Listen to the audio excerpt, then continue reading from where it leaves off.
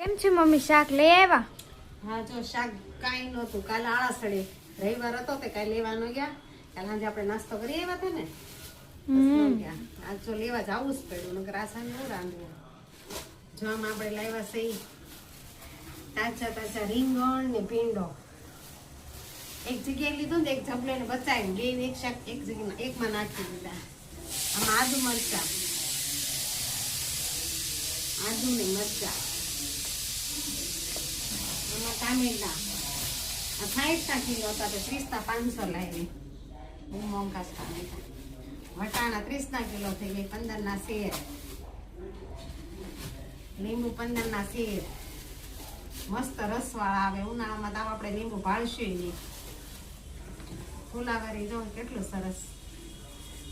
એ 30 kilo કોબી ને ફુલાવર.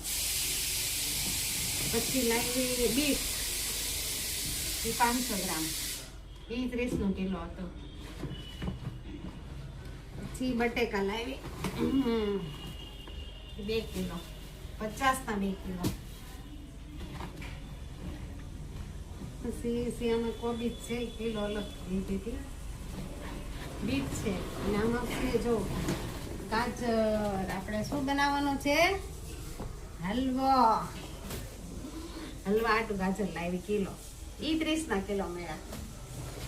કાંઈ શાકભાજી નહોતું, એક ધાણા અને મરચી, 2 જ વસ્તુ ઘરમાં હતી.